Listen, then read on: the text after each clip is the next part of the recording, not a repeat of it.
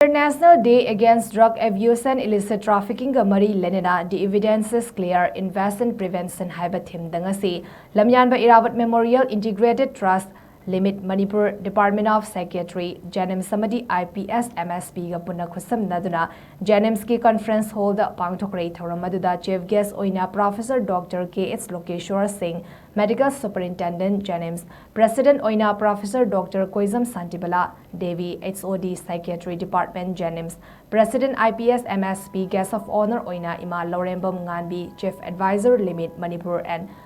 President Amkil, Special Guest Oina Sinthangamba Laurembam Chairman Youth of Manipur, Amadi Resource Person Oina Dr. Nelson Loitongbam Assistant Professor Department of Psychiatry, Jnims, General Secretary IPS, MSP na Saruyaki, Thoramaduga Mari LEINANA Jnims Hospital gi Medical Superintendent Professor Dr. KH Lokeshwar na Phongdorakibada, Ngalingai Matamda Drug Haibasi Ana Laing Chathabada, Season Narami Adubo Hausiki Matamdadi, Business Tobus Sing Amadi, Drug Cartel Singna Masagi Kanbak,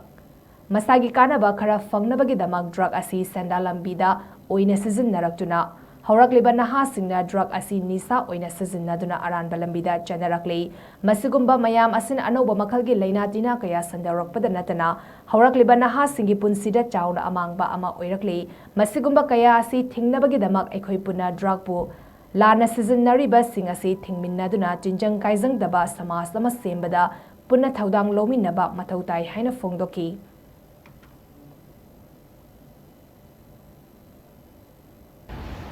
Maihoron dagi akuna somni yang matamda drug haibase adum leirami dharma karma da sindarami hidak mana hapami yu sindarami Kani su hidak sin narami matam mamada ikoi na angang ori ngada kani se aku gi iton phaiba matam da kani pijarame adu ko mapoto magi particular dose ama da pijaragadi madu hidak oina sin narami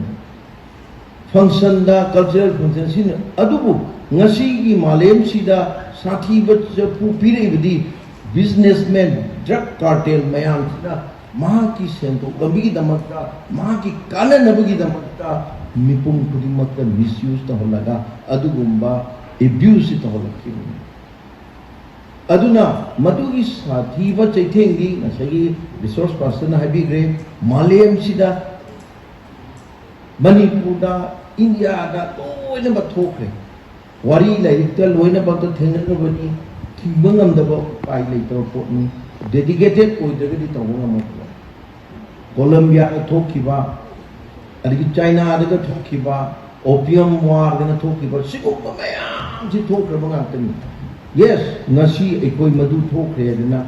Town Hedan Lepadiati. Ekoi Hujing Malayam Sida, Prithivi, Huxil Lamda, Mental Health Lamda Kanaba Mayam, Masi Tingmatam Zare, Maji Darkar Oire, Naturadi, Malayam Degi Ekoi Madu by youth. Of the Naha or Mayam Sinziki, productive age, Tasing Naga, Yana Tona Pana E King, the Tabak, Togada.